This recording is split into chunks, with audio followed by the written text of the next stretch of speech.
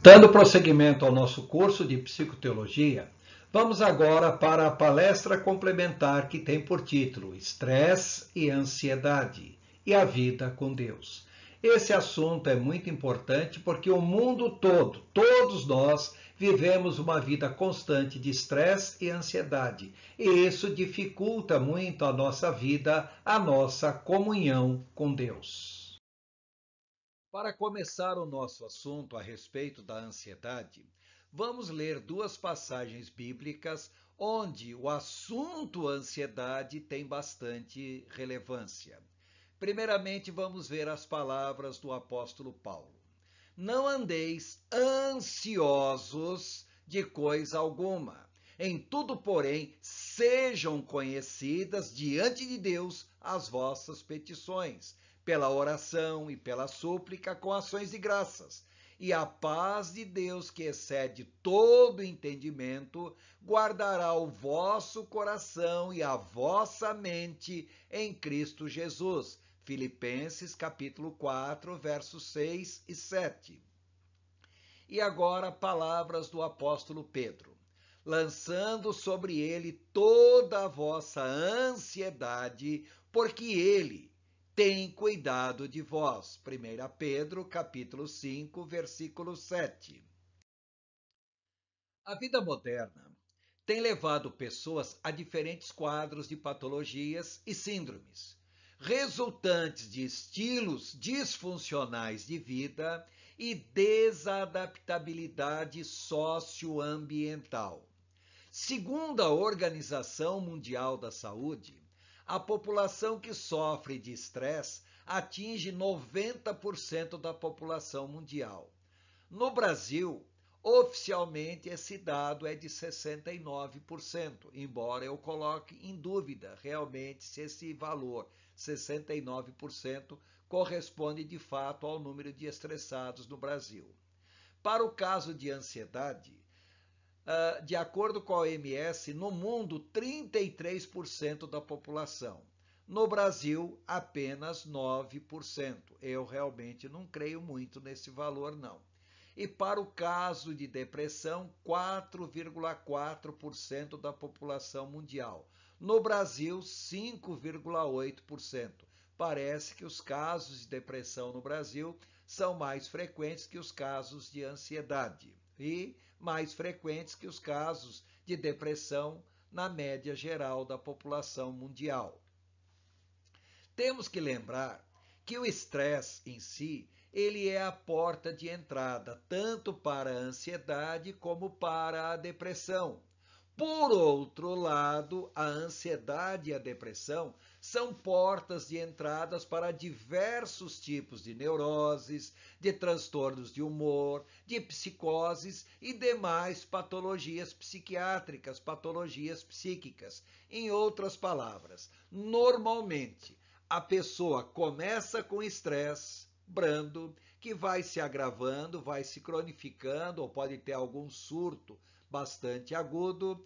Esse estresse poderá levar a pessoa a casos de ansiedade, a casos de depressão, e tanto a ansiedade como a depressão poderão evoluir para situações muito mais complexas ao longo da vida.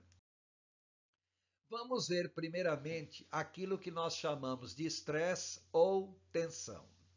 Estresse é o estado de desconforto generalizado decorrente da percepção de estímulos ambientais que provocam alterações de caráter emocional, cognitiva, comportamental e orgânica, afetando o equilíbrio pessoal, ou seja, a homeostase, o equilíbrio, e levam o organismo a disparar diferentes processos de respostas ou reações, como, por exemplo, a resposta ou reação evitativa e a resposta ou reação à fuga, ou então a adaptação ao ambiente ou mesmo a submissão sem que haja de fato uma adaptação. Na reação de evitação e fuga, ocorre o aumento da secreção de adrenalina, que afeta todo o organismo da pessoa. Na reação de luta, ocorre aumento da secreção de noradrenalina e testosterona, ou seja, a pessoa, em princípio, deveria lutar, mas como ela não consegue lutar, ela é preparada de qualquer modo para a luta, mas o fato dela se sentir impotente pode ser bastante prejudicial. Agora, na reação de submissão, que seria uma forma de depressão, ocorre aumento da secreção de cortisol e a diminuição na secreção da testosterona. Observe que tudo isso, tá? O estresse, a ansiedade, a luta, a submissão, alteram em muito o chamado equilíbrio químico do organismo, porque há uma alteração na produção ou na diminuição de diferentes neurotransmissores. Primeiramente, nós temos que entender que existe aquilo que nós chamamos de estresse normal, de estresse bom. É o eustresse. Eu, em grego, quer dizer bom. Então, é o estresse bom. Temos que lembrar que o estresse ele é necessário para levar a pessoa à ação, para levar a pessoa à motivação e uma melhoria no seu desempenho pessoal.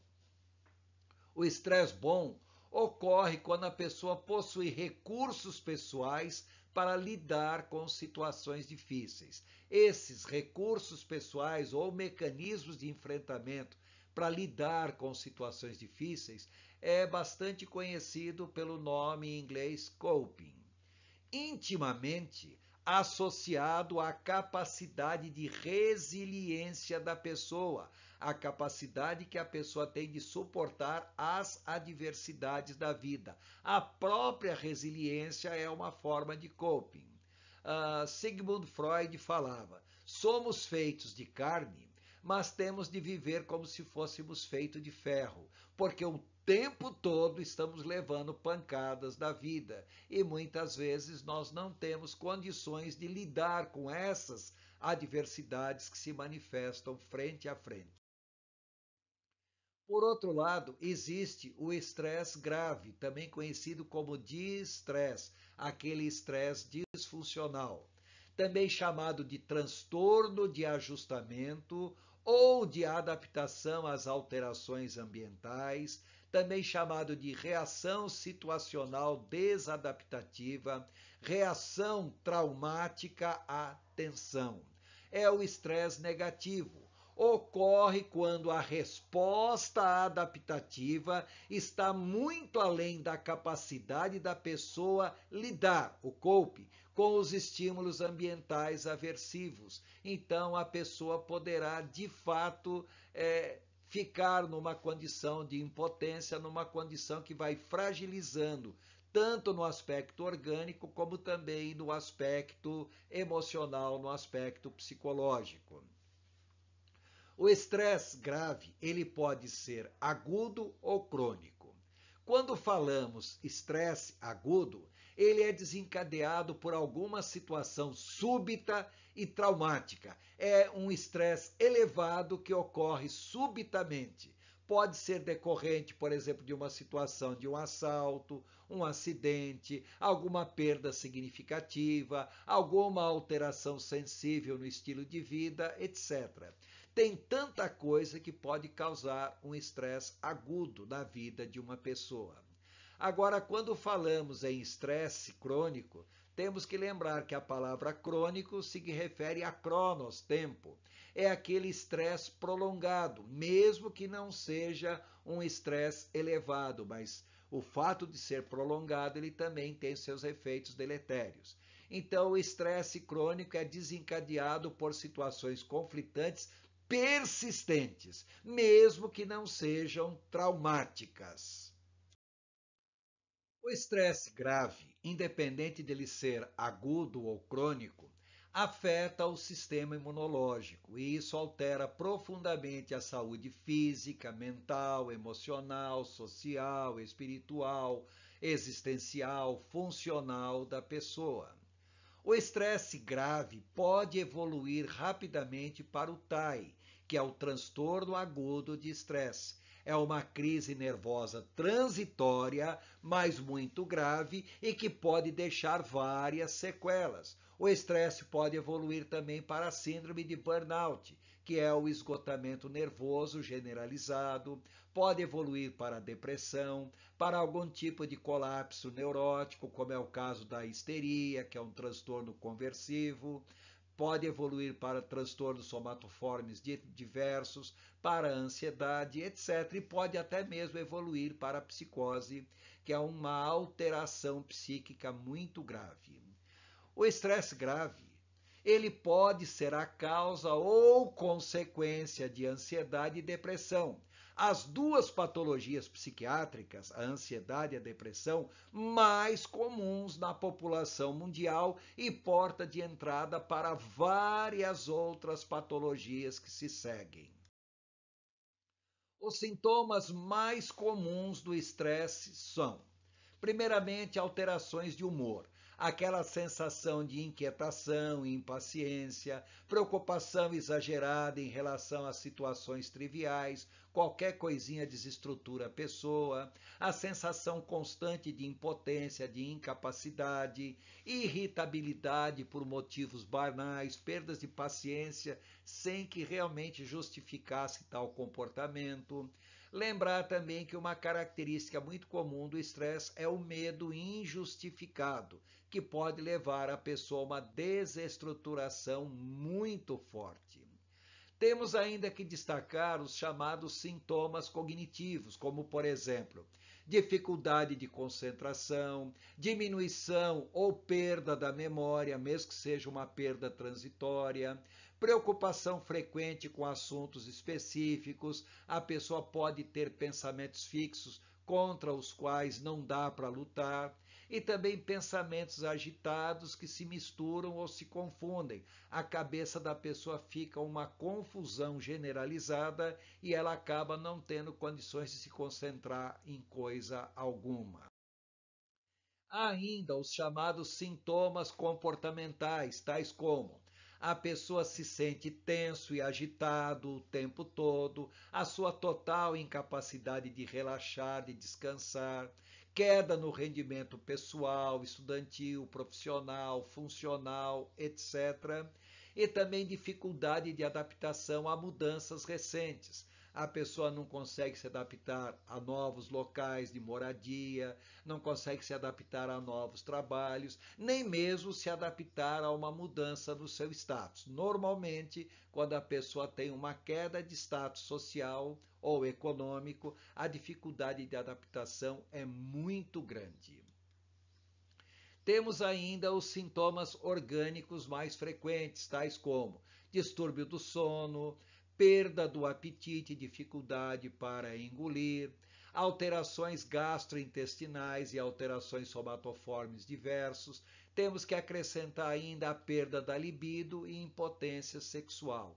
A pessoa pode perder completamente o interesse sexual e pode apresentar comportamentos de impotência, onde mal consegue manter uma relação ou muitas vezes não consegue de fato manter uma relação sexual até a conclusão da mesma. Temos ainda que destacar que a visão de futuro que essa pessoa apresenta é profundamente alterada, como, por exemplo, incapacidade de lidar com problemas presentes e ou futuros, preocupação excessiva ao assumir compromissos e expectativa negativa ou falta de expectativa quanto ao futuro. Como se diz na linguagem popular, quem perdeu a fé não pode perder mais nada. E normalmente uma pessoa muito estressada, a sua visão de futuro para ver um fim daquele estresse ou fim das situações estressantes, a visão de futuro da pessoa é bastante alterada e a pessoa acaba muitas vezes entrando num verdadeiro parafuso em função de não conseguir ver uma solução futura, mesmo que seja a longo prazo, para o problema que ela está enfrentando no momento.